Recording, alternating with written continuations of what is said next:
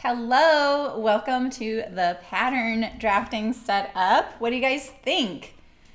It's a little bit more echoey over here, isn't it? It seems like it. So tell me how the sound is and how the lighting is, and I will learn that the camera is right there now and not like down here somewhere. So this is my first pattern drafting stream, so it's an experiment. I really want to hear what you guys think of the setup, how easy it is to see what I'm doing down here. Hi, Louise. And, let's just figure this out because I would really like to do some pattern drafting streams. That's my background. Hi, Marcia. I almost said Sadie again. I just see the first part, and that's what I say. Happy Saturday. I hope you guys are doing really good. Oh, good. Thank you for saying that, Louise. It's good to know. My microphone's a little closer and a little more at the level of me. But, my new space is a little more echoey. Hi, Carol. Okay, good. I actually came in here an hour early because I was laying in bed last night or this morning, and it popped into my head that hi, Lisa, had a way to make it even better because I had a tripod right here and I was kind of tripping over it and elbowing it. I was practicing yesterday and I was like, this is just not going to be a long-term setup. Hi, Melissa. Hi, Eliza. Awesome. I'm so glad you guys are thinking it does because I can zoom in and zoom out. Hi, Ida. Yay, pattern drafting. I haven't even put my belt on my dress yet. I'm just like casual Saturday, right? Hi, Nancy. Oh, it's so nice you guys are all chatting. I love it. Makes me so happy. And if you're new here and you want to chat and say hi and tell us what you're up to or ask questions, you need to create a YouTube channel, which is their version of an account. That's all it is. You don't have to start posting videos. Trust me, I know the anxiety that could produce. So, Anyway, I just thought I'd keep it really simple today. And even just trying to keep it simple, I started realizing just how many variations we could do to talk about pockets in general. So make sure you stop me and we'll get to the pant leg thing. I just kind of came up with subjects on the fly because I just really want to see how this works. It is my background. I did this for a really long time. Oh, this is the tea house dress. Tea House Dress by Sew House 7. Wait. Yeah. You're still in your jammies, you lucky duck. So it does have a little belt. Usually you see it with the little belt. But I was like, hey, this is kind of comfortable, and why should I wrinkle my dress? Belted things don't usually flatter me very well, so. But yeah, here you go. It's super comfortable. And I actually sewed this live, so there is a stream of this dress where I had to totally play fabric chicken. I almost ran out. I had to piece together my facing on the inside. So it was just one of those things. I really wanted to use this fabric, and it was on the fly. I didn't buy the fabric for the pattern, which is such a bad idea, right? So let's see here. I really want to do more pattern streams. I don't think I can make all your hopes and dreams come true. I can't probably teach you guys how to do, custom pants making, but because there's people out there that are doing that already. But maybe we get there someday. The things that make me nervous to commit myself to saying in front of people are probably the things I should tackle, like sleeve fitting, sleeve drafting, and pants and custom things like that. That's what we all want, right? That's what we all want to learn. That's what we want our clothes to fit better. But I guess, saying, oh, this is what I think you should do always makes me a little nervous. So that's my disclaimer. I have been doing this for over 30 years. Did go to school for this. I have worked in the garment industry a lot. Did everything from children's, women's, outerwear, specific articulated things. I've done top secret garments. I've done patented garments. I've done a lot of stuff. And what I have learned, the biggest thing I have learned is that there's really not rules you need to stick by. And I know a lot of people are like, no, there's rules, there's standards. There's not. You can do whatever you want. But the rules I will enforce are things like right angles at a seam juncture or measuring your seams, making sure it fits together and sews together so that the engineering is good behind the style. But if you wanted to say, oh, their pockets should always be 5 inches by 5 inches, that's not true. Or pants should be a certain way. It's just not true. I mean, there are certain things that aren't going to work as well. So yeah, you can bend the rules and break the rules, but you may not have good results as well. So I'm just here to say that if you like it a certain way and it's for you, do whatever you want, you know? And so that's kind of my little thing here. Yeah, it is. It's 11 a.m. here.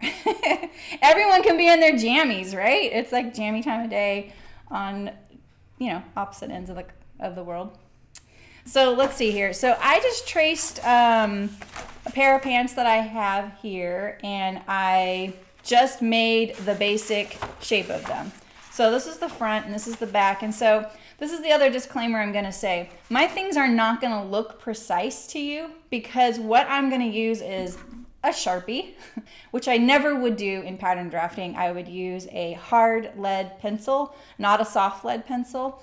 And what I mean by that is when you see on the side of a pencil where it says 2 or HB or S, those are the indications of the lead and how that the pencil works.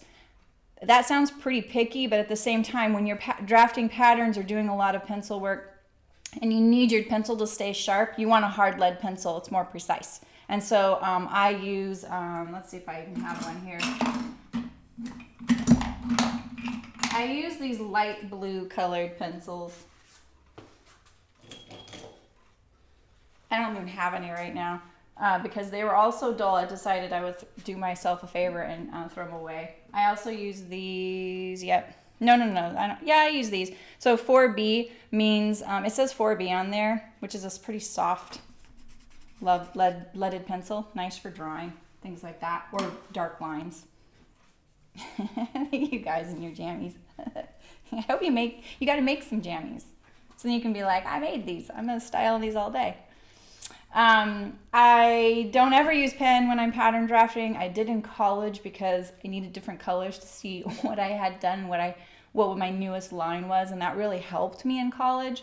So I would be like, okay, the latest iteration is the red ink, you know, and then the next thing would be blue, or so that pajama party. So if that helps you, great, but a Sharpie is not precise enough. So I'm only going to do it so you can see the lines that I'm drawing on here. And also I may just sketch shapes for you so you can see generally what the pattern shape should be, only so that you have some ideas. So generally, I think the most common pocket that you might draft at home is a side seam pocket. So say that cute dress you just bought doesn't have pockets on it and you really want some pockets, there's a few ways to go about that. So this might get a little technical only in that you start realizing how many variations there are. You guys, it doesn't have pockets, Nancy. Well, it's a robe, so you could actually add patch pockets on there pretty easily. You could even do it in contrast fabric. Yeah, you absolutely. You know, that Rita shirt dress that I made, I love that dress. And every time I put it on, I go like this, and there's no pockets on that thing. And I don't think I have any fabric left. I could probably put some side seam pockets on those, but they'd have to be a different fabric. So side seam pockets are the kind that are in the side seam. Like this one here. So I kind of pulled the line out there so you could see that there was a pocket there. But generally, they're the kinds that are on the sides, and you kind of have to find with your fingertips, and then you get in there. And so what you would do is say your pattern actually has a waist seam. So if you have a waist seam, it's different than having a fold-over elastic seam or no waist seam at all. So let's draft this first with no waist seam. Say this is a dress that, you know, has a, let's see, I'm gonna draw somewhere out of the way. Your dress has no side seam. Oops, let's give her a waist. And you don't have pockets and you wanna put side seam pockets right here, right? and you want them to be invisible. So you are going to take your pattern, trace it out. I just added that waist seam here. We'll flip it over. We'll do it here. You probably want to mark where the waistline is on your, so say you're using the tissue paper. It's going to have a little line that says waistline. Hi, Kirby. How's it going? Yeah, well, you could do a side seam on your robe. You just have to pull it apart. That's all. Oh, yeah. Exactly. I know you don't want to disrupt it. All right, so here's our dress, right?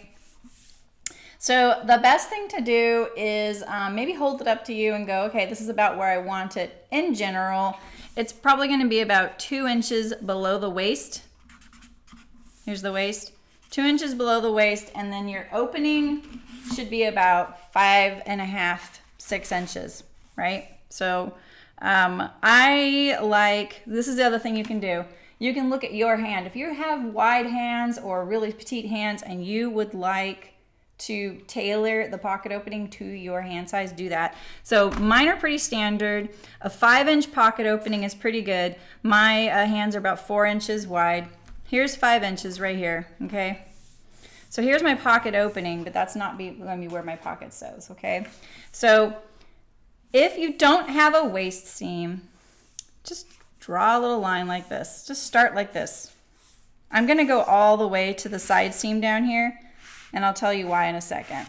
So the bulk of your pocket is down at the bottom. Let's pretend our hand's in here. This is a pretty deep pocket. Generally about, let's see, about 1 inch here, so about 5 inches of depth is good. You can do that. You want a nice smooth line because you don't want things to get stuck. Hi, Mullen. You don't want things to get stuck in the corners, okay? But like I said, there's lots of pocket variations. So now you could use this pattern piece just as is. Make sure you have these notches here. This is your pocket opening. Add your seam allowance. This looks like it has plenty right now. Like I would add 1/2-inch seam allowances if I was sewing a woven, or use the same exact seam allowances you have on your existing garment that you're adding this to. And then you're gonna cut, here's my notches, okay? You're gonna cut 2 of this top pocket and 2 of the under pocket, or basically you're gonna cut 4. And then you're gonna notch right here and right here when you cut out your pockets, and you're going to also lay this pattern piece on your existing garment pattern piece on the front and put this notch on there so that you can line it up. Hi, Lisa. They are so getting too small. Like that jean jacket I just made, that pocket opening, I can't even get my hand in there. I can, but I can't get it out then. You know, it's like that fussy. It's exactly the width of my hand. All right, so some variations on this. If you have a, okay, so there's the pocket style you've seen where it goes more like this. You could do that. I like this because it keeps it secure in the side seam. But say you're doing a really lightweight fabric, maybe you don't want all of this fabric of your pocket sewn into the side seam, and you want to lessen the amount of thickness here, then you can do this. Just make sure you back it off away from the seam here, because remember, there's seam allowance here, and you just got really close to that, right? Say that's 5/8. That's got really close, right? I would actually make this a little more, my lines are getting really messy now. I'm a little nervous. Something like that. Just make these nice curves. Don't make them, you know, choppy. It'll be easier to sew. And when you're sewing, you're going to round it out anyway. So you might as well just start that way. Now, if you actually have a waist seam up here, say this is pants or a skirt or a dress that has a waist seam, I highly recommend you making the pocket more like this shape. Like this. Or to the seam here. And I'll tell you why. It keeps your pockets forward on your garment so that every time you put it on, your pockets don't go to your backside. It's a nice touch. And anytime you have one of those garments that does that, you notice it right off the bat. It's really nice. So again, my measurements here, this is right here is a 5-inch opening, finished 5-inch opening. So the notches are definitely the finished opening. And then this width here is about more like 6. This is 6.5. You can make it smaller. These are very generous pockets. And then this distance here, this is about, you want this like catch right here to be about 1 inch below right here. And then this down here about 4 more inches. So this is 5 inches. And I usually put this about 1.5, 2 inches below the waist seam. So yeah, exactly. Things don't get stuck in the corner if you round them. So if you have existing garments with pockets, start measuring them and see what you like and what you don't like. So you can make them a lot smaller. You can make them a lot bigger. You can put an extra pocket in there. You can, make another pocket inside your pocket if you really want some security for keys. You do cartwheels all the time. I don't know what your lifestyle is like. All right, so let's say we have a pocket and we would like the hip to show a little bit. Like on jeans, right? I call those hip pockets. They're called all kinds of things. So let's see here. Let's pretend like we're doing this on pants.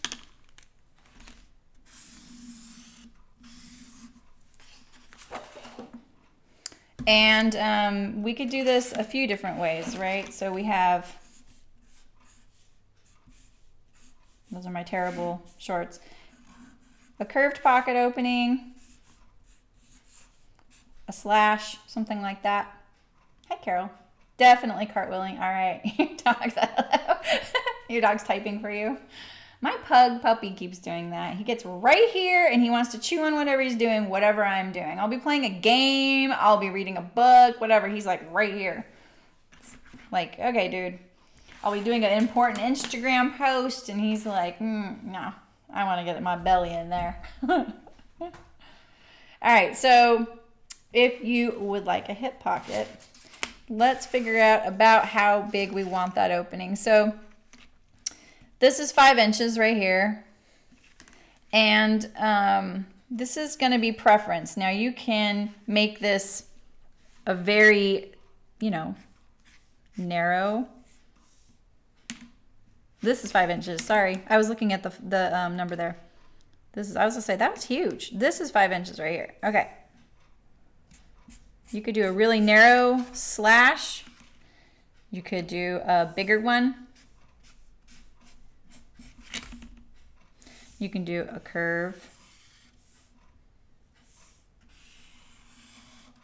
Just remember, you need about 5 inches to get your hand in there. You have a little dog then. So that is kind of based on what you're wanting with your pockets. There's lots of options there, right? So the kind that we're going to draft here is the kind that goes on the inside of your pants like a pair of jeans does. And then I'll show you maybe more like the kind I'm wearing. These are patch pockets. Okay, so first we need to draw our pattern piece.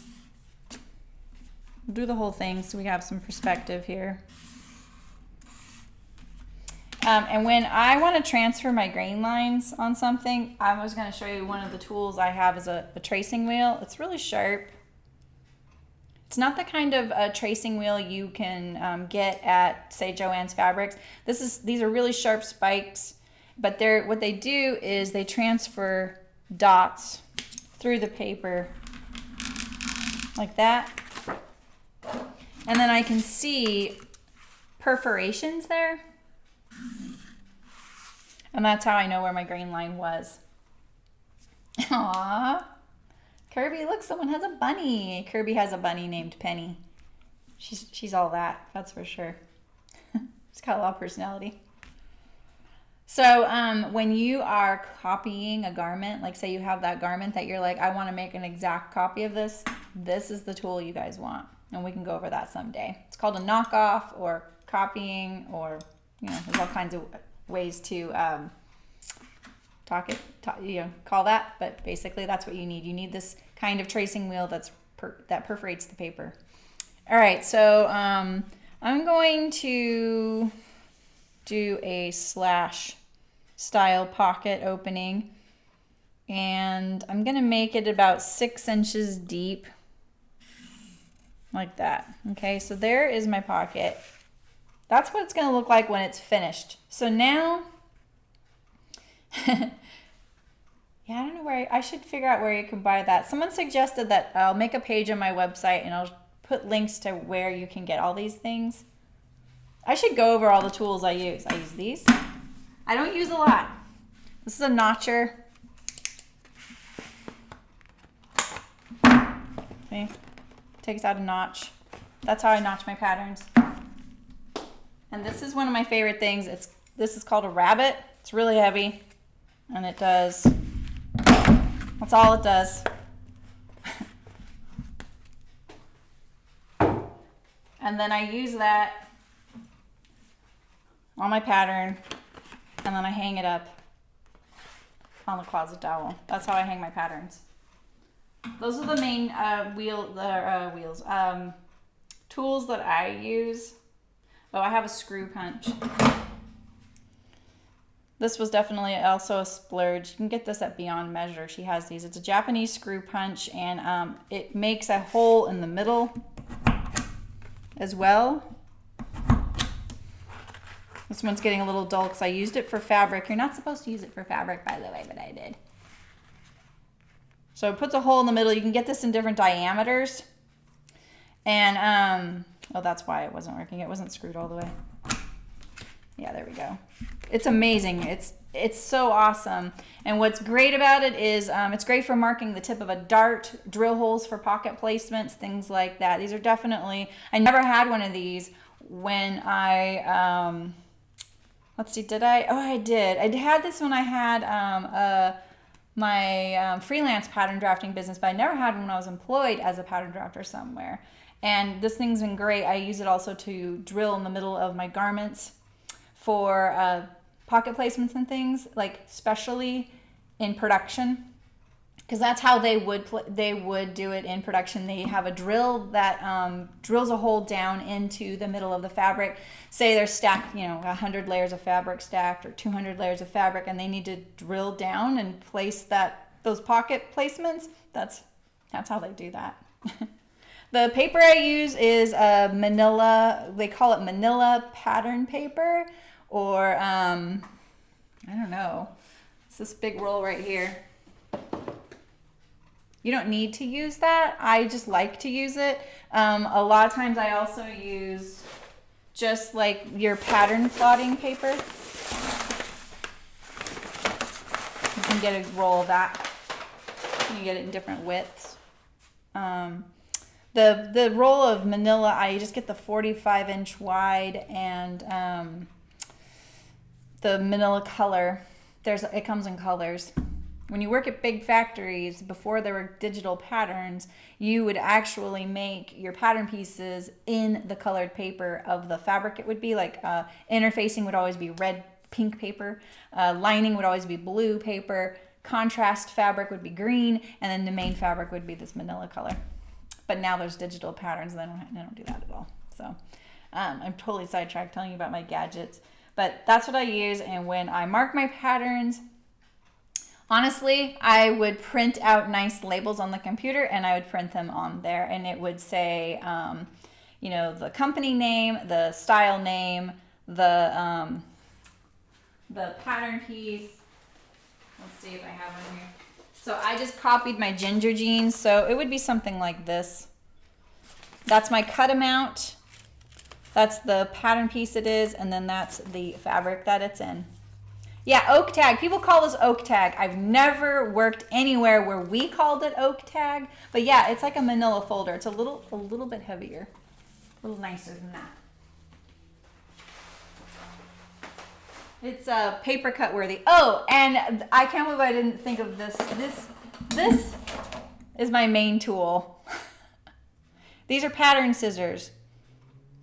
They have a really short blade, which makes it really easy to maneuver when I cut the pattern out. I can get into these curves really nicely and get a nice smooth line as I'm cutting, because you really want a smooth line when you're cutting and people are tracing your pattern over and over and over again. But I use these. I have two pairs. This is the pair I've had since 1989. They're still amazing. I love them. My other pair aren't as accurate, even though they look identical to this. And they're still sitting there brand new. So these are my scissors. I had to eventually write that on there because I was sharing my office with someone, and I was like, I will cut with fabric or paper with any of my other scissors, but not these. These are only paper. So let's get back to our pocket tutorial. All right, so here's our hip pockets. This is what it's going to look like when it's done. But let's draw on what we want the rest of our pocket to look like, so that we have some other pattern pieces. I could use my tracing wheel, but I don't really need to, since you guys don't probably have one of those. I'm going to make this about, let's put my hand in my pocket. Why not, right? Let's put it how we want. So if I were wearing this, I don't want my pockets to be too deep. Deeper is not better. When you're sitting down, you really don't want the contents of your pocket to get stuck in the crook of your leg to your body, or you don't want your pockets to slip underneath you when you sit down. We've all had that happen, right? You don't want your pockets to be filled with stuff so that when you sit down, it's just sitting there on your thigh, you know? You kind of just want them to sit in this little area of your hip, you know, and maybe a little bit up on your upper leg, but that's about it. You don't really want it to be that low. So we'll sit here and figure it out. I'm going to say that I want these to be about 4 inches. This is 4 inches right here.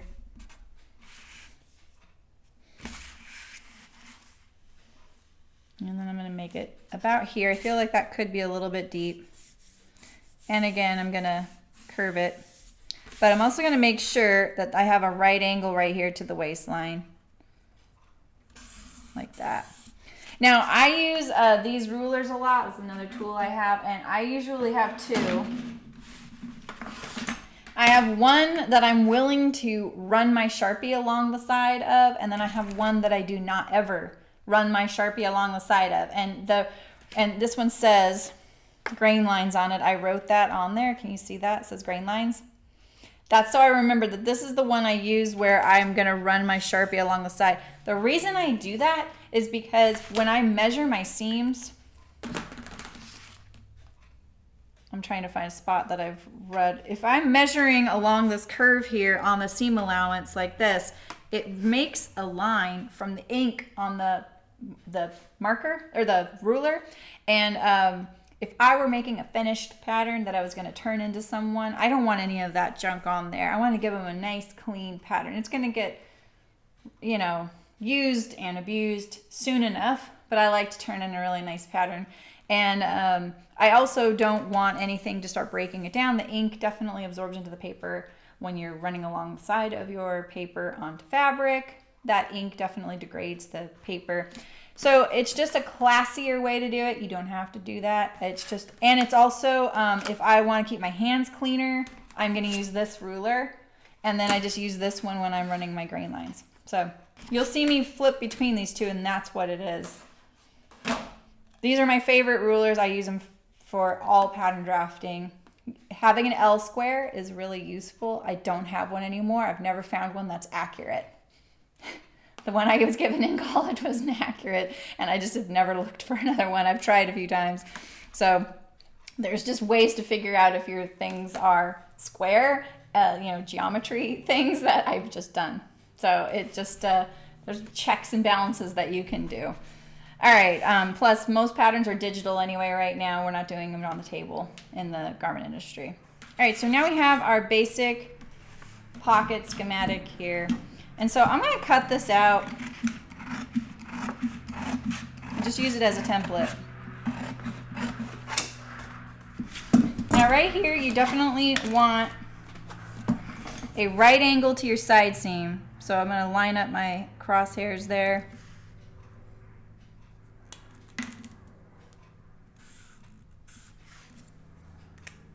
Unless you're going for the style that goes like this, you know, then I would kind of do something like that.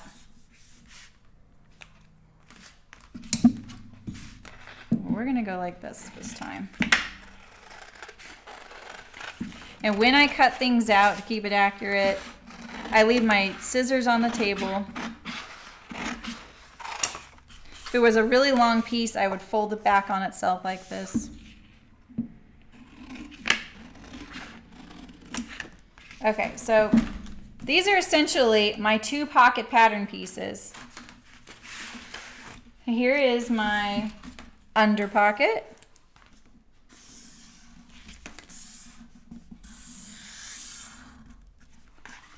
This is my under pocket or bottom pocket.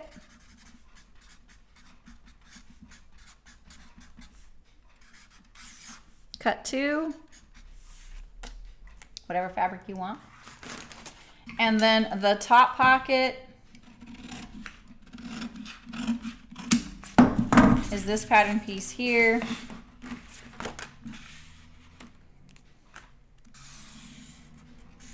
And you'll see that I flipped that, and that's because if you sewed this together, this would be the two fabrics that you would sew together. This is your top pocket. Cut 2. I don't usually write cut, but and then when it's something like this and it's cut 2, usually that means cut 2, meaning one this way, a left and a right. Sometimes people say cut 2 flip, and that's what that means as well. So now you have your pocket pattern pieces.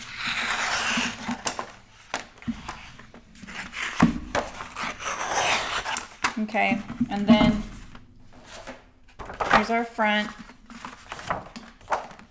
And we would trim off this little wing here.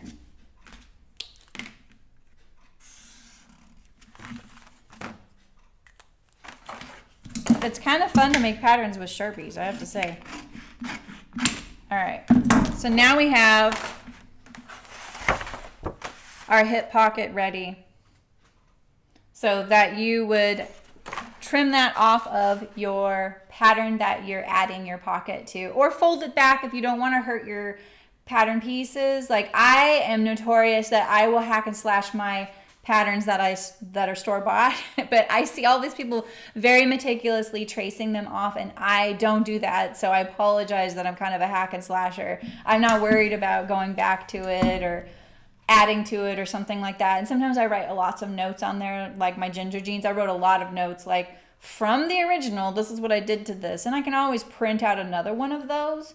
But my ones that even come in the envelopes, I do tend to alter those as well without making a copy.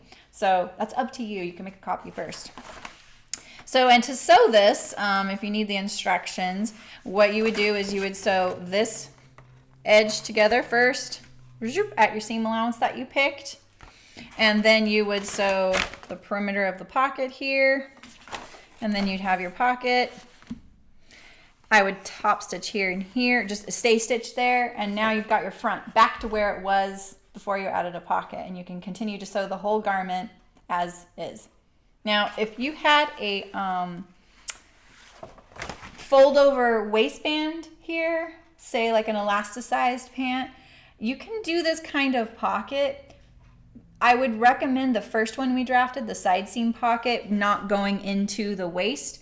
But if you really want this style of the slash style, or you want the pocket to be anchored at the front and sewn down in the waist, you can just make all these pattern pieces the height, you know, like this would be the height of your fold over waistband, and you would just add that to this too. To just mimic that just the way we just did, but include the fold over waistband amount.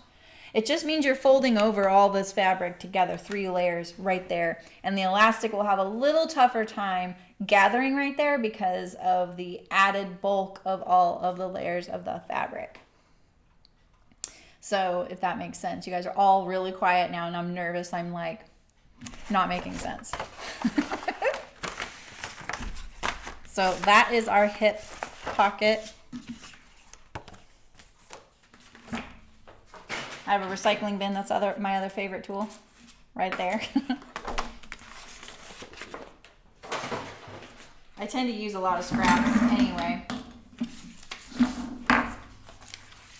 If you wanted to do this curve style, the drafting is exactly the same as that, except for you're going to do the curve. Yeah, shoot, that was my pattern. Here we go, we'll use this. I would look at your jeans and figure out what you like and what you don't. You're drinking all. Okay, good. Oh, thanks, you guys. So let's see. I have my gingers here. I could look at those. You know, if you already have a pattern that exists, you can use it and trace it. I know that seems like copyright infringement. So we can talk in depth about this. I have thought about this for a very long time, and I've had many discussions about copyright infringement. Yeah, I wouldn't, Lisa. You could make the, on this one, you can make this one out of a different fabric because it's not going to show. But remember, this under pocket is going to show underneath there. So you could do a contrast for fun. But if you wanted it to match, these two need to be the same. And then this could be a third lighter weight fabric. So I would experiment. I would try. I would do a little, like, you know, sample. So the copyright thing, how do I say this? You're not going to be printing your patterns and selling them, right? If you are, then you absolutely cannot trace someone else's pattern and use it as a template to make yours. That is absolutely not okay. People do it. I know that. So if you want, okay, see, make a cover for that corner that sticks out. Yeah. Yes. Lisa, that's a great question. We'll get back to our, so if you would like, you could make a pocket facing here. So if we know, yeah, if you wanted to make your pocket out of a really lightweight lining, what you can do is just make a little pocket facing pattern piece. And this would be the pattern piece. This red, all this red, that would be your pattern piece.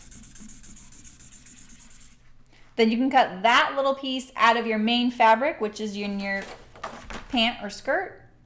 And then your two pieces, don't cut this off of this. Just make this pattern piece separate from this piece. And then you have these two in lining. Yeah. It's a good solution. I'm glad you brought that up. Just like in your jeans. Because they don't ever make the pocket bag out on jeans out of denim, right? So if you have a pattern that exists and you're like, I like the pocket from this and I like the back from that, you can cobble that all together and make it all mishmash. You just can't sell that. And you can't say this is my design. You can't, you need to attribute it because it's a printed thing. It's copyright. So that is the trick with that. You can measure off of it. And if you want to attribute it, you can. You're not forced to. Yeah, because it goes under the edge, Lisa. No. It would be fine. You could. What you would do is here. Let me. Let's just do it out. So here is my new pocket facing piece.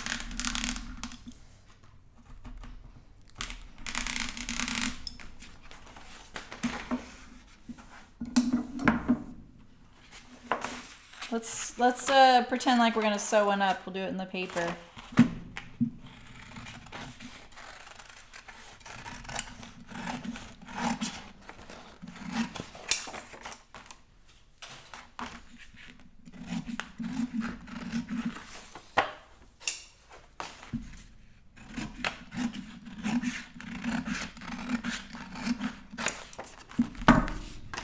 Okay. I'm so glad I came in early. I constructed this bar to go over, a wooden bar to go over my table. This is so much better.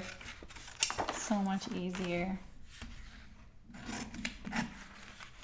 So when I used to draft some patterns where I couldn't figure out how to sew something together, I would actually sew the paper pieces together either with a stapler or my machine, if I had my machine.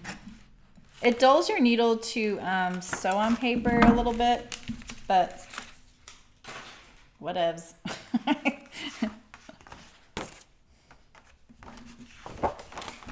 Yeah, you could totally do that, Ida. Yeah, I know what you're talking about. You mean like if here is your... This is your legging. You could add a panel and then have side pockets down here. Something like that. You could just make a seam there. There's a lot of ways to do that.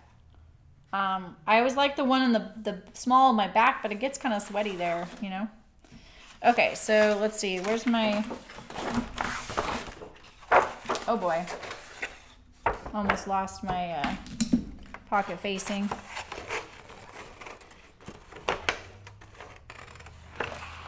It looks like I'm cutting magic, doesn't it? You can't see my perforations, I bet.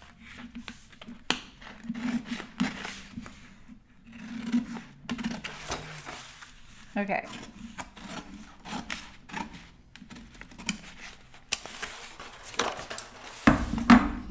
All right, so first you would overlock this edge, zigzag it, finish it, something like that. Or you can turn under the edge and top stitch it down. And so this is, these are my terrible flowers.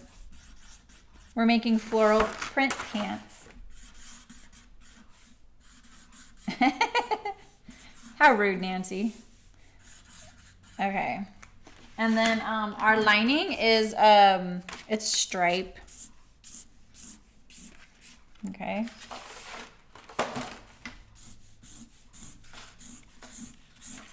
Okay, that's our lining. So we put our main fabric on here. You just need to finish this edge right here and top stitch it down. And then just baste this or stay stitch it, whatever you like. I'm going to sew this to here at your seam allowance. Zip. Turn it to the inside. Understitch it onto this, understitch your lining so that the lining doesn't poke out this edge here. Because remember, if this is a dark color and this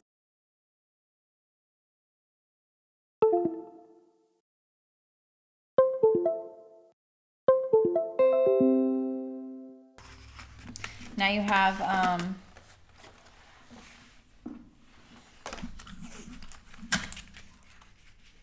the heck? My computer's doing something.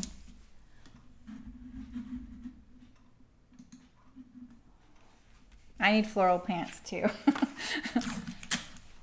Okay, so there we go. We've sewn this, right? Okay, okay. This is my removable tape. I hardly ever get to use it. And now we're going to sew, you can put it this way, wrong sides together so that the seam allowance is on the inside of the pocket, or you can just sew it like this and finish the edge and it's flatter that way. And now you have your pocket and the lining is showing on the inside of the pant. But you know how I like to do it usually. Your video is paused? That's weird. Refresh. Did I do something? Oh yeah, you're right. The picture's frozen. Uh-oh. What happened?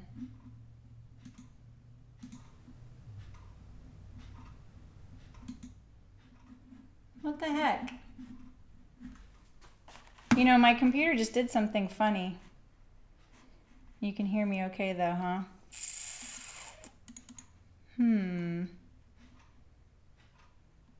Let me see. I don't know how to, oh! Hey, there we are. But look, my face is different now too. My face is frozen. Am I moving yet? Look at that, I have to set up all the stuff again. Can you see the thing now moving? Oh, look at that, there's nothing up there. You can hear me fine. Oh, look, it's coming back. Okay. All right, am I moving for you now? Back and then you're back. Okay. That's weird. We haven't had that one yet, have we? All right, let's configure all this.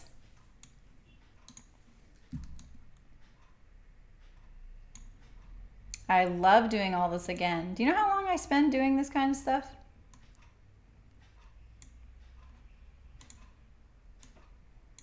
Now you know. I'm back. Okay, so let's see. Let's fix this one.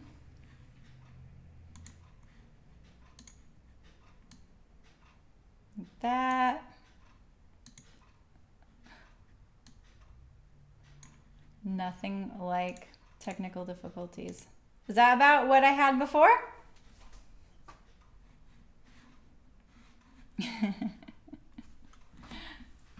That's so funny because my computer went boing, and then this folder came up of my like capture card, which isn't even in there, but maybe I bonked my mouse when I got that piece. Okay, so where do we leave off? All right, so we have we're sewn here, we're sewn here, we have our pocket, we sew here, the pocket together, and then we stay stitch this down, and now you are in business. So now you have your pocket with facing, right? Okay, so let's say we would like to,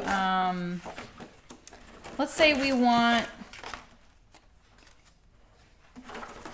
I'm gonna use this as my pattern piece now. Let's say we want a pocket more like the one I'm wearing now. Okay, so this is my pattern piece.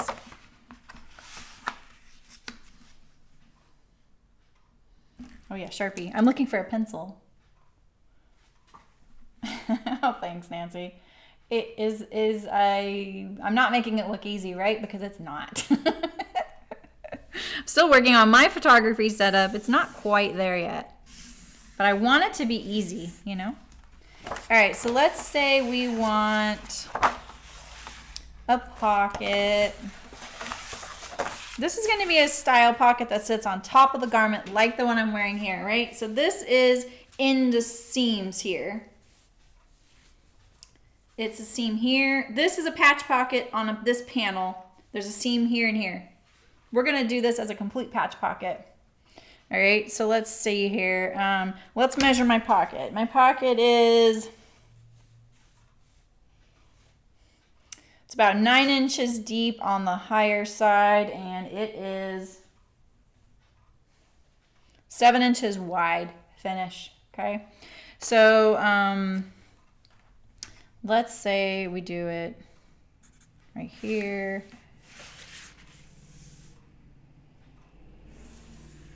Like this. And then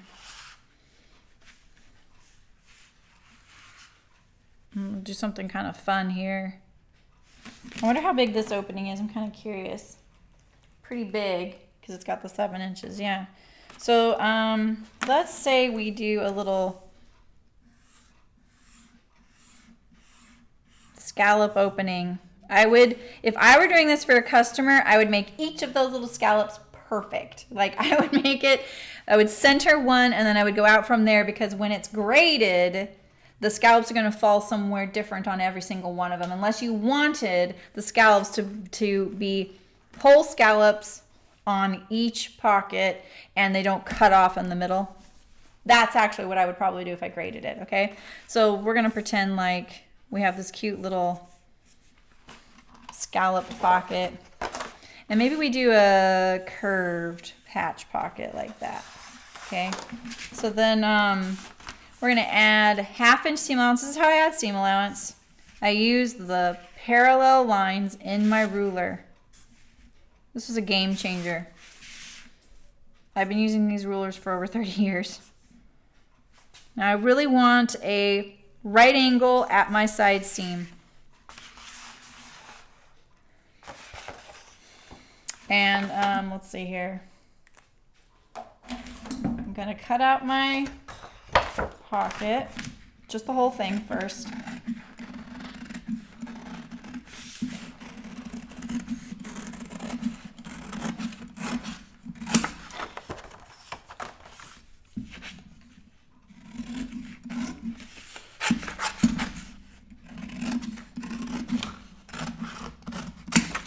So one of the ways I could try and get these scallops on the fly right now is by doing something like this. Let's see if this will work.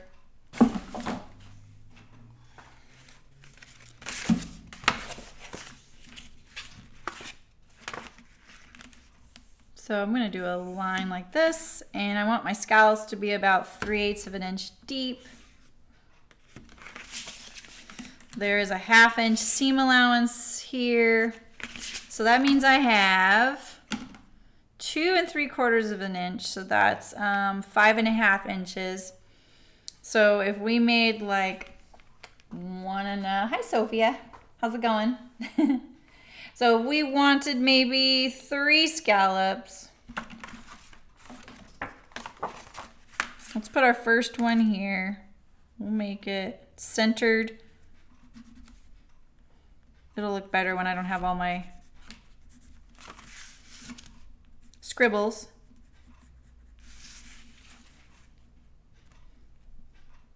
Let's do this. Like that.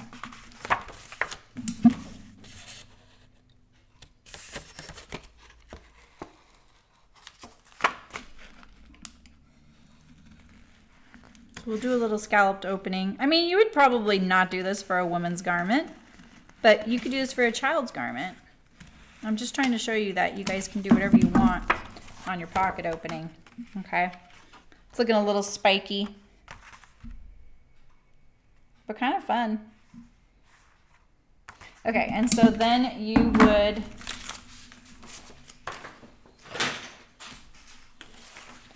need your pattern piece to reflect your new pocket.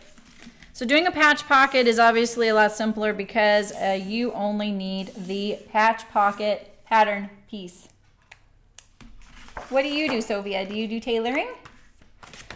Okay, so I'm gonna line up my pocket here, my new one, and I'm going to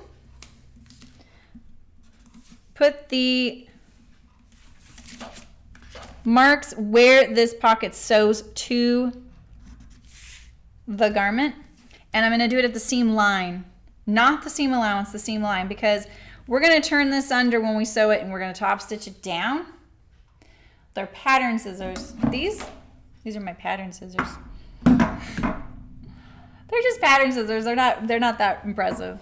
They're just, some people use tin snips. I've never been able to use those. I don't know why. I've met people and they're really chunky. So you would want this at the seam line, and then, you know, we'd have our little notch here. I don't do triangles. I just notch into the garment. And then you would cut this as is, just add your notches, and then you would line up where this pocket goes by using your new notches right there. Something like this, that stylized, I would, let's see if I can show you my scallop that I did on the fly here. You can see it better. I would do 1/4 inch seam allowance. If you're going to do something with a lot of little detail like this, I would do 1/4 inch seam allowance. This would be a little tricky to make it look just like that once it's sewn in fabric, unless you do a lot of extra finishing and fussying. But you would need a facing for this, or you would need another pocket. Just cut 2 of these, sew it to your opening, turn it, and then turn under the edge and top stitch it down. You could do that. So you could cut 4 of these. Option 1. If you wanted to do a facing, let's see here. If you wanted to do a facing, gonna trace your pocket opening.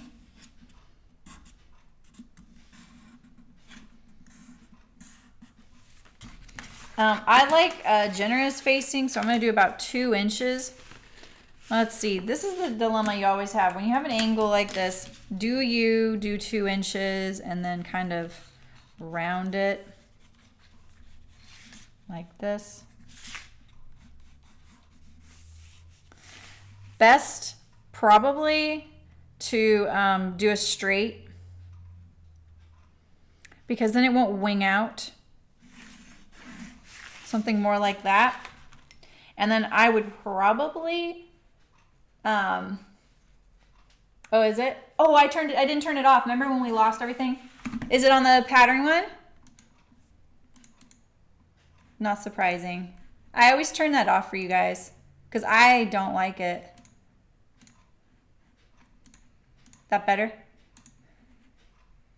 I leave it on me because that camera is funny about it. That might help, Nancy. So to do the facing, I would probably do a straight line there. And then I would actually top stitch the facing down on the pocket for something this specialized. But if you just wanted a straight opening like this, like you could actually use this pattern piece that we made as a pocket on top of the garment. It could do dual duty. You would just need a facing here, or cut 2 of these, sew and turn this edge. So, you know, sew these 2 edges together on both of the pockets, turn it. Now you have 1 pattern piece, and then turn under the edge and top stitch it down. I feel like I'm throwing a lot at you guys. I just don't want you to be like, oh, this is going too slow, or yeah, I know this lady. So just tell me. But obviously there's lots of ways to do these pockets, right? So now say you want some back pockets, right? We need some back pockets for our pants. You could use an existing pattern piece to try it out. You know, like, you know, I've got my Ginger Jeans pocket pattern piece over there. And then I made one that was symmetrical by folding it in half. Because the Ginger Jeans back pocket has a curve on one side that goes to the side seam. It's an asymmetrical patch pocket. So I made a symmetrical one. You can use it as a template, and you say, okay, you know, maybe I would like this to be a rounded bottom edge.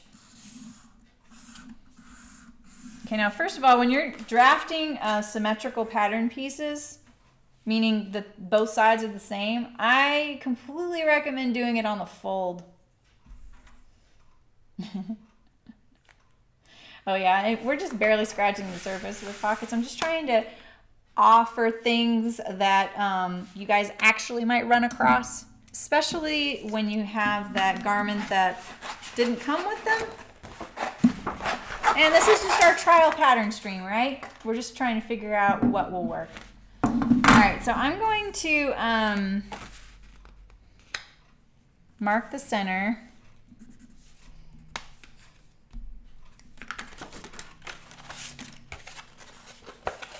I'm going to fold it in half. So pattern paper has a grain line. This I didn't fold that on the grain line. I can tell because it has all these bumps. And then I always make a really good crease with the handles of my scissors, just like that. And then I would cut this in half. But let's say we want to round the bottom, right? So first let's find a line that we like. Okay. But we want to make sure, we absolutely want to make sure that we have a right angle at this fold line right here. Because I'll show you what happens if you don't. Like say you're slightly off, okay? You're slightly off. You're like, I know that that's a right angle.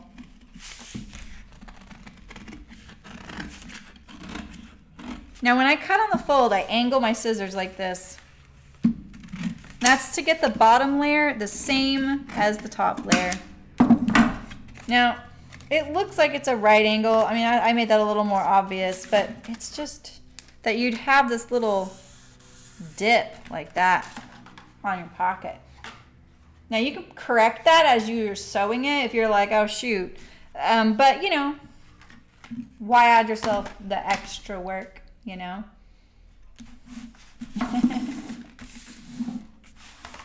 You guys awesome. That's awesome. I'm glad.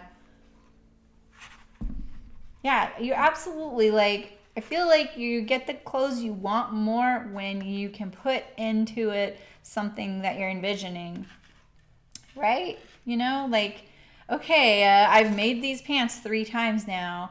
I don't really want an identical pair to them. So what could I do that's a little bit different? Like, do I make them cropped? Do I remove the pockets? You know, like you could make the ginger jeans or any kind of jean pattern, get rid of the front pockets. If you just wanted a nice, smooth, tailored look like slacks or something, and then totally do a different fabric with them, you know, do a stretch woolen or something. That would totally change the look of those. And you would now know that you would just go the reverse, right? You would just tape all those pattern pieces together in the pocket, and then you'd have your front like this, you know, one whole piece. This is the back, but this is the back, and this pattern had a yoke on it, and so I just taped the yoke on there. And this right here is the dart that was created by adding that yoke, and that's why I just have that on there to remind myself.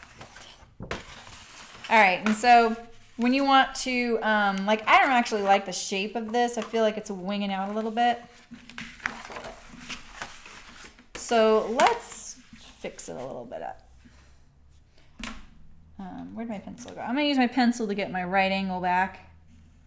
I need to trim all that off. And then I'm gonna measure my distance here. It's about 3 8/8, and I'm just gonna kind of try and make this more of a parallel shape to that. And then I'm gonna make sure I have a right angle at the top here. Because even if it doesn't need to be a right angle right there, it might look visually off if it's close enough, but not there, you know? I know, right? I think you learn these kinds of things too when you make mistakes and they end up turning out not to be mistakes, right? You're like, oh, that turned out okay. That was okay, and I want to do that again. I actually like it better. So you realize I didn't need to follow the rules or the pattern. All right, so now that's our new pocket. Oh, wait, we need to get rid of our bump that we created so we could show what happens when you're not using the right angles. Now I have to ignore all those little lines that are on there. This is a really bad cut job. I can feel it. You never want to really go back and trim like this either, because you'll just never really quite get it the way you could if you would have cut it on the first pass, you know? All right, so now that's our new patch pocket. It looks like this. Looks like that. It has a 1-inch hem at the top, 1/2-inch seam allowances all the way around. And then my grain line, I like grain lines in the middle if it's a symmetrical pattern piece. And it really irks me when they're not in the middle when it's a symmetrical pattern piece, because then I don't think it's symmetrical. That's awesome. Good. I'm glad, you guys.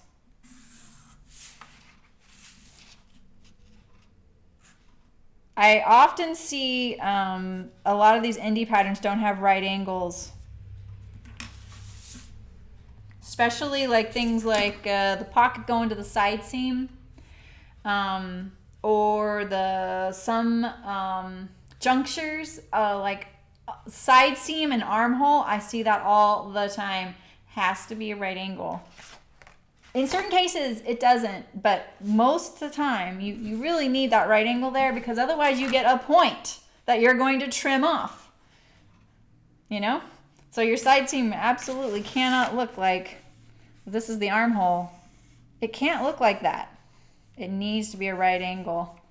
Well, you probably can't even see that, but I don't want to draw it on there, but it can't, you know, your armhole cannot look like this. It needs to be a right angle. Or it needs to be a smooth transition so that when you sew the back armhole, which is a different slope, it's a smooth transition. You need the smooth transition right there. Any junctures need to be a smooth transition. They have to. Otherwise, they're going to get trimmed off anyway in the sewing. I mean, if you're just making one at home, it's okay. And you guys know me that I'm not that picky. I let things go all the time. But certain things, you know, like set yourself up for success, you know? Right angles are important. And when a pattern doesn't have it, I start doubting the entire pattern. All right, do you guys want to talk about leg tapering and making straight legs and or flares or whatever? We'll do that a little bit. I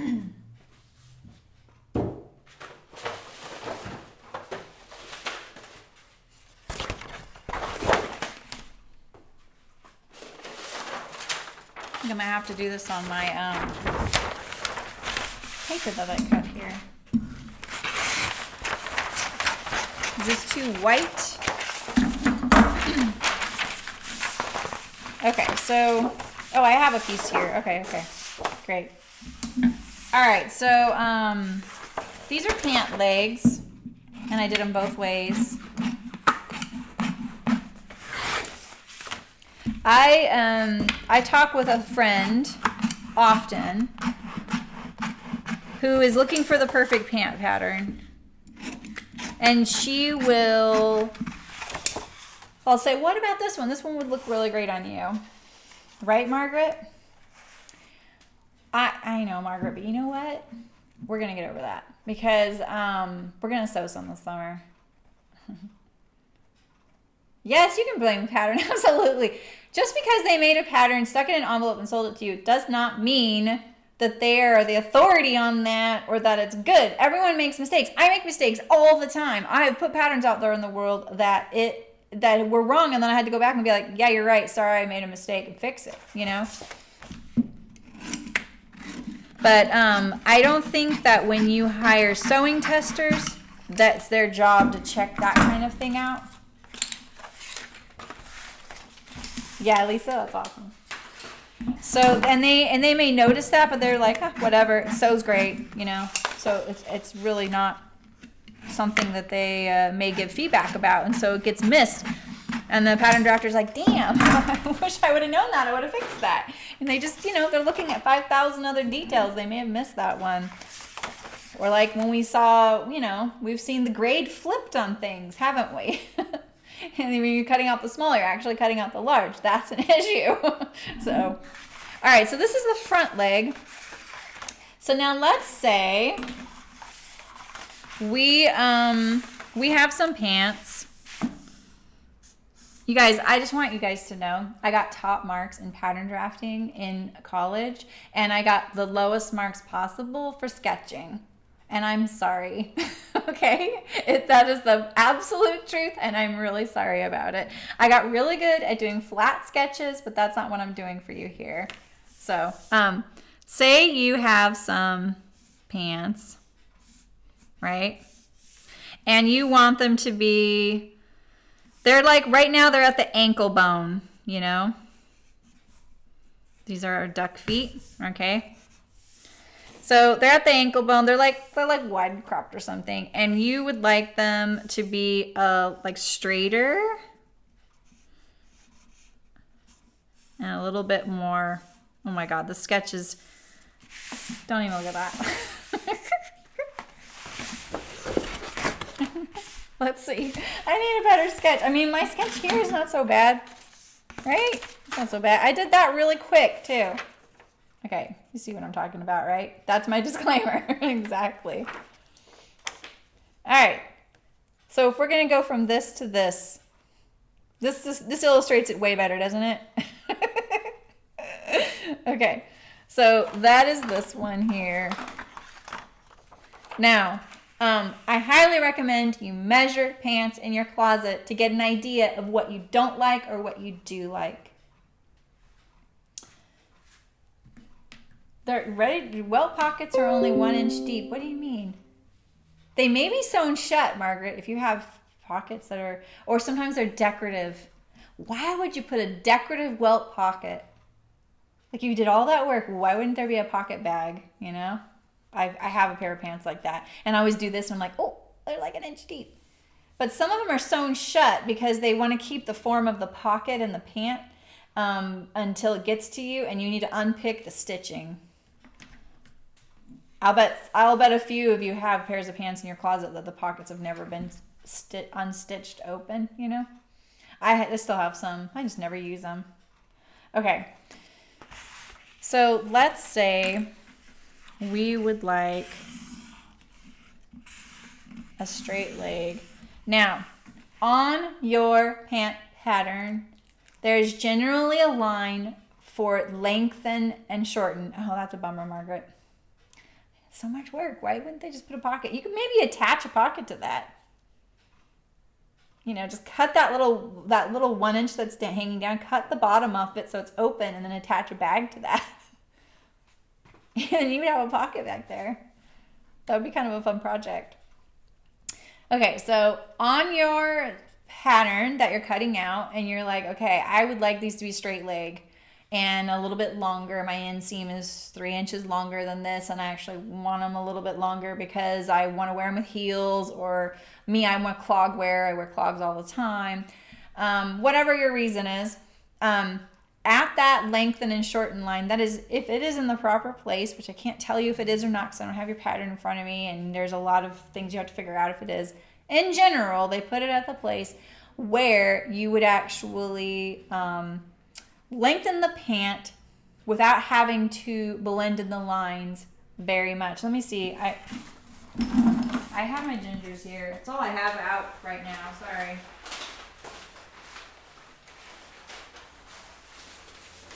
Okay, so here's my ginger jeans. That's the only pant pattern I have hanging right here. Sorry. That's why I keep mentioning them. Okay, so you see this lengthen and shorten line right here? That's a good place to do a lot of the lengthening and shortening, not the leg tapering and stuff like that. Because if you were to look at this, the ruler, say you cut this off and then you moved it lower or higher, it's in a spot that's easy to blend in the lines.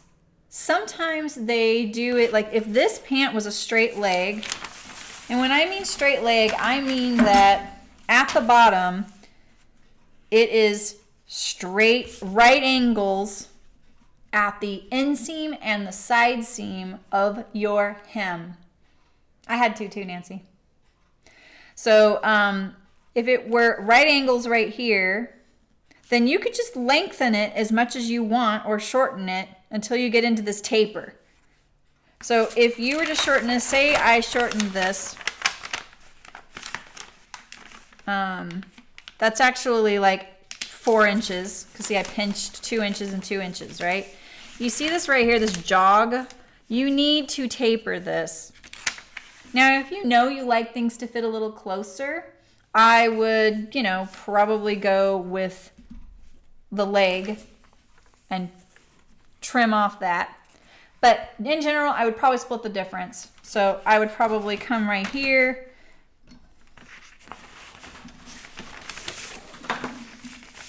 I don't know, can you see my ginger jeans very well? You can kind of see it, huh? I would go like this.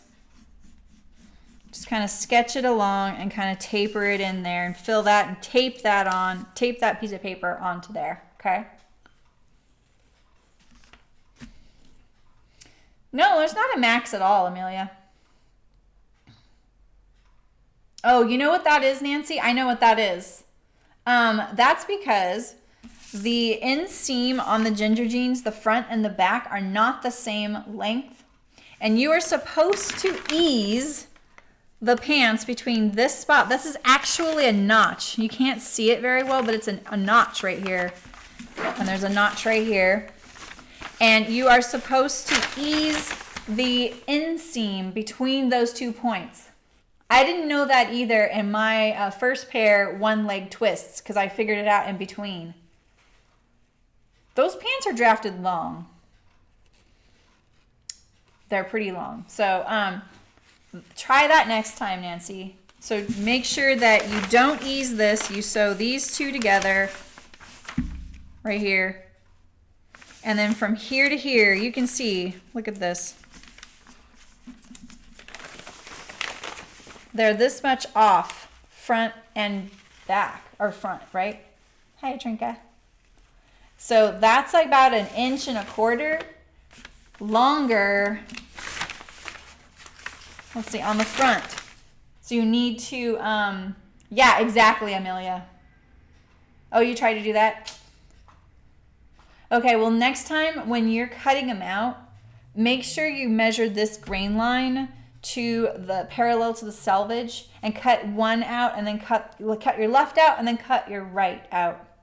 This line is the lengthen and shorten line on these pants. I don't know if they consider it the knee. This is what I miss about buying home sew patterns is typically they used to always write hip,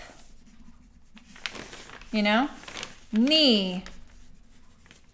They would write that on the pattern so you knew about where those lines were so you could make adjustments. Yes, that's what I would do, Nancy. I would go from the bottom up and match your rise juncture right there and then ease it from between here and here. And then do the same thing, ease between on the other leg from here to here, and then this should match.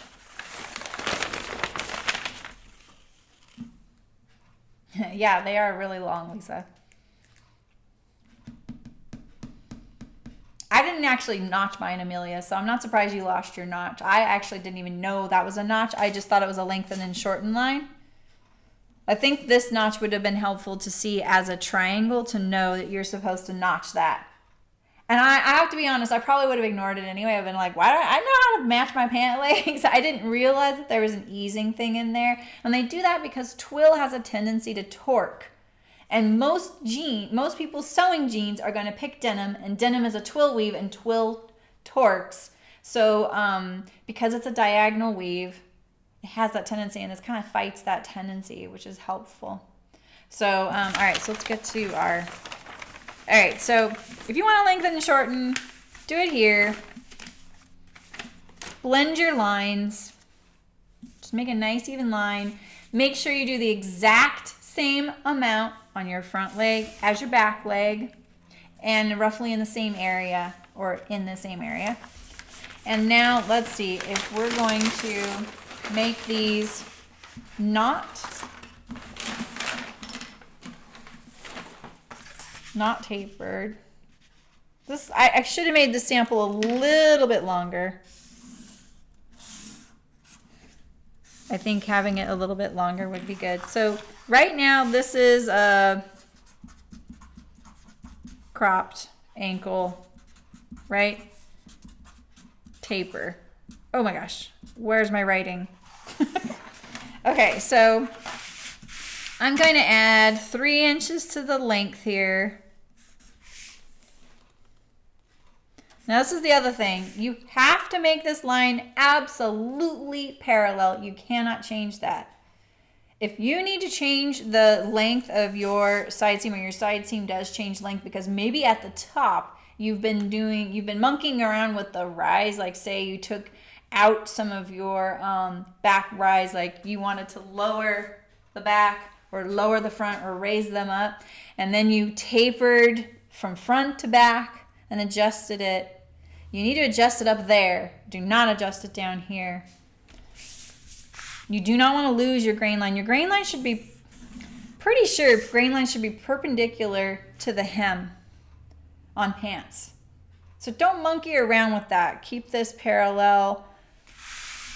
You're really not going to change these going this way. You're going to do it this way, okay?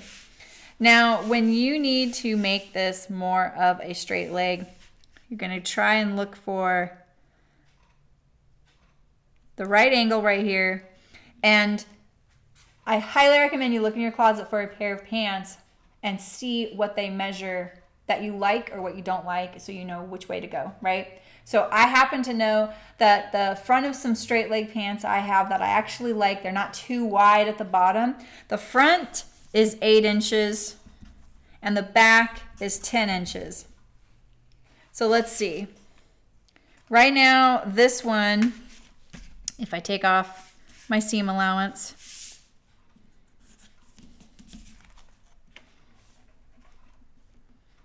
is 5 7/8. So that means I need to add about,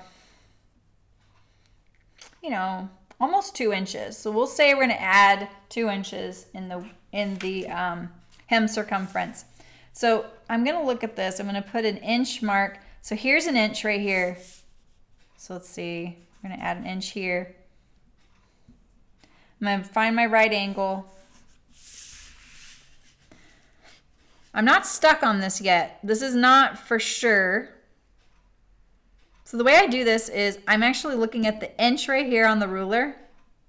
There's an inch right there. I'm looking at the right angle down here, and then there is my 1 inch this way and this way. And now I've got more of an 8 inch. So this should measure about 9 because of my seam allowance, but remember I rounded it, okay? So now I'm going to go up here. Now, when you're adding to your width of your pant down here, you can't add all of it to the inseam side. You can add a lot of it, but not, like if you're doing bells, you're going to add some. But remember, when you're walking, your ankles stay pretty close together. So you can't really add a whole lot to your inseam width of your cuff. Of your pant hem. You need to add a little bit to most of it out to the outside if it's going to be a lot. So sometimes what you're going to do is you're going to add maybe 3/4 of an inch here, more like this. And then you're going to do 1 1/4 over here. And then you're going to find your taper. You're going to try and blend this in with the existing seam of the pant. And you do this on the back as well. And then you're going to go in reverse if you're going to taper and crop it, right? So you're going to trim off this amount that you want. And so the way I look at it is, if I'm measuring pants in my closet, remember what you're measuring is a finished garment, right? So the pattern pieces here have seam allowance on them. The garment in your closet, the seam allowance is gone, right? It's sewn together. So if you know its finish is 8 inches and your seam allowances are 1/2 inch, you need to do 9 inches across because there's a 1/2 inch and a 1/2 inch. 8 plus half is 9 inches. So just remember to think in terms that way.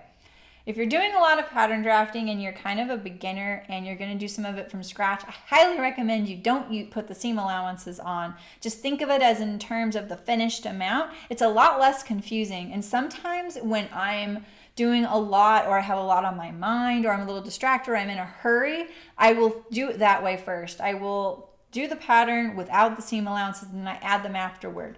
If I'm using a pattern as a starting point, it has seam allowances on it. So then I just draft it with the seam allowances on it as I go. Like I just include it as I go because it's a little easier to not have to add them later. You're taking it off and adding it back. So I think I said that kind of confusing, but you know what I mean. No, but you know what I would do, Malin, is if you have pants that you like that work on your calf, that don't get hung up. I know what you mean. That's so annoying. And if you're a runner especially, or you just have bigger calves than the like pants they're making these days, which is totally typical, like they're making things smaller and smaller, it seems. I would look at those pants and say, all right, these work. And then what I would also do is measure up from a point, like maybe from your inseam, because if your pants are kind of fitted, the juncture of your inseam and your rise, that's kind of a good 0 point. And then I would measure down from that point and go, okay, my calf is 26 inches from this point, and the pants measure, 9.5 inches on the back and 7.5 on the front, and just write that down. And then maybe you could make a little trial. But there's not really a rule. I would look what works for you. Because I have that issue, like, because I'm kind of busty, or, it's just like certain things. I find like I don't have typical like broad shoulders. My shoulders are straight across. And I do find like I get hung up on clothes. And so what I've been doing is looking at jackets that I do like and trying to compare them to the ones I don't like to see what's different, Yeah, so that is I would figure out what you like first or what you don't like. You can say, all right, I know I don't like this. Exactly, Atrinka, I know. It's really a shame when they don't write those things on the pattern pieces. It's not insider information. It's really important stuff. And I remember when I was new at sewing, I used to think, I don't really need that. But gosh, you really do. It's really helpful to know where the waist, the bust, the hip, the knee, all those things are. They're not more expensive to put on there, But the thing is, a lot of people aren't drafting patterns from an actual sloper anymore. They're, yeah, right, Melon? We all have our quirks. And sometimes it's not even a quirk. It's just a preference.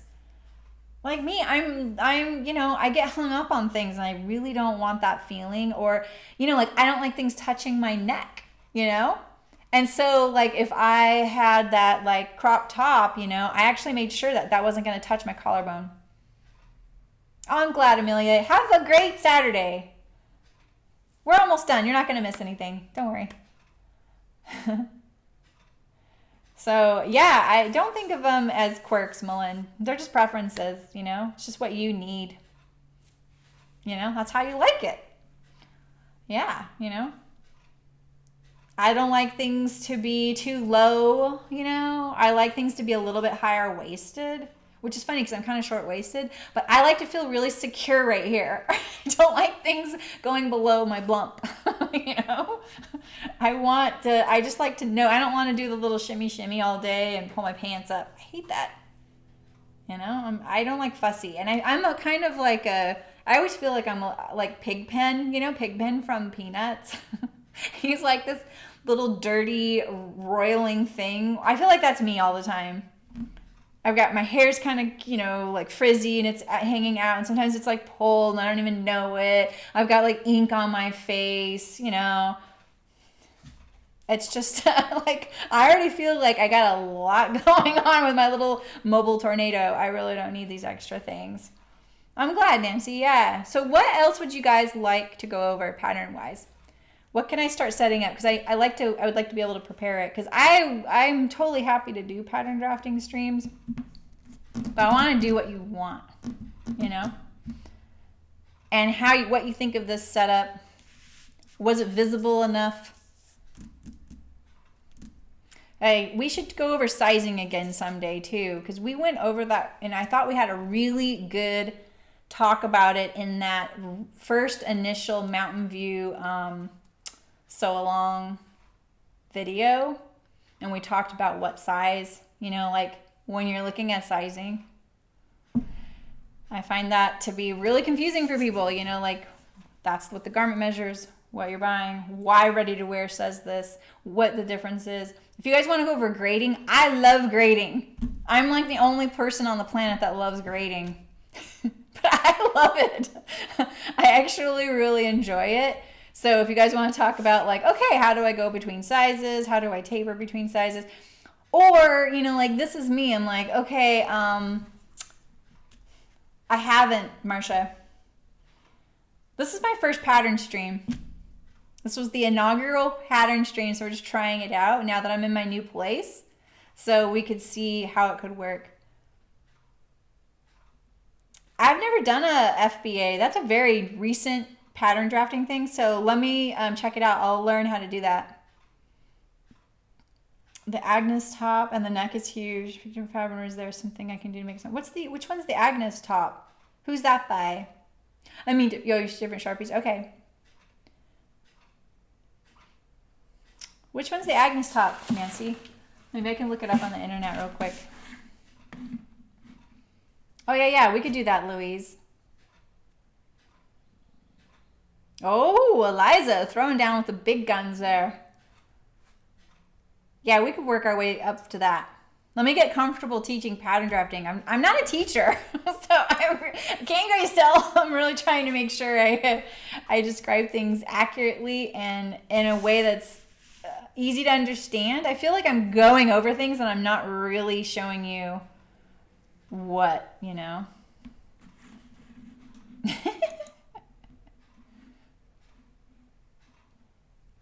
Yeah. We should talk about darts. Manipulating darts, moving darts. That can make the difference. Princess lines, turning 2 dart blocks into a princess seam. Oh, I don't know, Eliza. I don't know. I feel like I will just be like blah, blah, blah, and I'm not really showing you what I'm doing, you know, with my hands. So I'm trying to, but I'll get better at that. Okay. Thanks, you guys. I'm not looking for compliments, but I really appreciate it because I do want to know. Oh, Tilly on the button, Agnes. Oh, was that in your needle sharp? Okay. Let me look at that. Let's look it up, you guys. I gotta get my keyboard, though.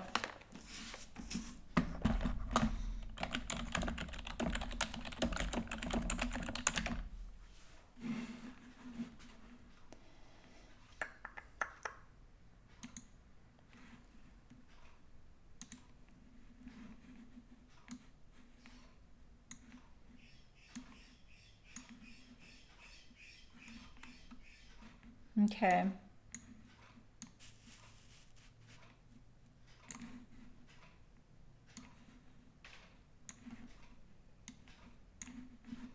Okay. So what did you say about this? It is, I love Princess Seams, Carol. I'm totally down for that. Oh, yeah, Marcia. We could totally go over that. I like grading. You said it is, where'd that go? Oh, the neck is huge. Yeah, you're pretty petite, Nancy. It's like, yeah, because, you know, that is the one thing that I checked. Like, when I made my crop tops the other day, the bow top, I actually made sure that the distance this way was a little narrower than ones that I wear, the ones I own, because I don't like my bra strap showing on one side. It just annoys me. So, yeah, we could totally learn how to do that. But basically, yeah, you're going to make a parallel line. Can you see my mouse? I don't know if I've established... Oh, yeah, you can see my mouse. Okay. So, let's see here. It falls, yeah. Yeah, right? I know. So, yeah, if you make a parallel line here on your pattern, that's basically how you would do that. Oh, they are, yeah. Yeah. And that one, does it have a, what's the neck treatment? Oh, is it just turned, I want to see this closer. How do I,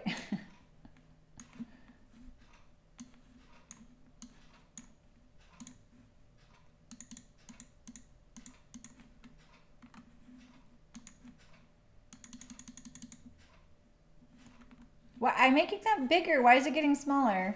I'm just trying to see the, is it just a fold over neckline? I've got it at 500%. And look, it's getting bigger when I go this way. All right.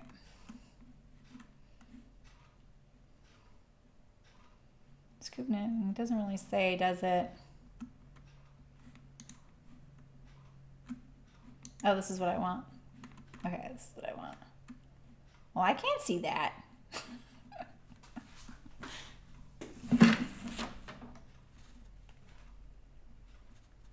Okay.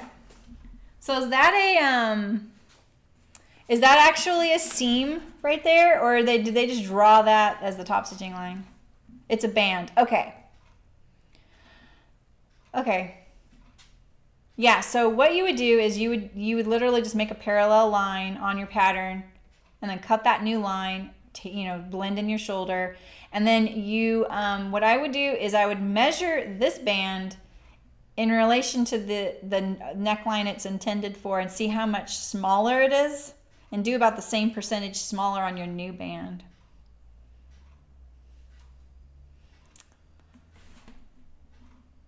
That's a good idea, Malin. Yeah. Yeah, like using what you know, like I was saying earlier, using what you know is a great starting point, for what pattern you want to use, like the pattern piece and stuff. Pattern drafters do that all the time. They just use their existing patterns in their library. And so what happens is, the new line comes out, the designer hands you all the sketches, and they were like, we want the bodice from A205, but we want a new sleeve on this, and can you shorten the whole garment? It's like they try and make transitions season to season, so it's not a big departure sometimes, and so they will use existing patterns, but that's not copyright infringement, right? But you guys can do that. Well, the good thing about those kinds of necklines, Nancy, is that you don't have to use the cover stitch, but if you don't have a serger, it can be really tricky. Yeah, right, live and learn. Did you see what I got? I got the paper cut patterns one. What the heck is it called? Bowline top. I'm scared to make it. I feel like it'll look like a nursing top on me, like breastfeeding. When we get the pattern, let me see. I have to think where. I'll get the pattern. I'll show you guys.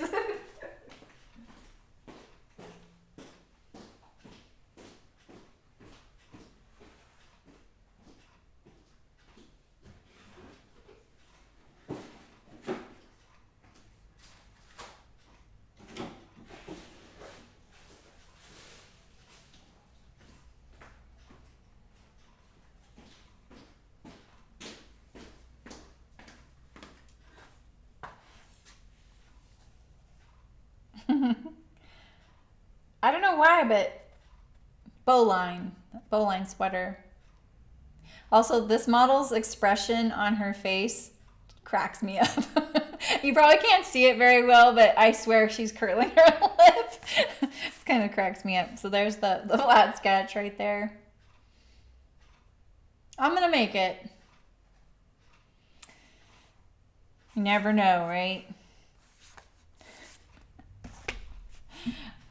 I'm gonna make it though.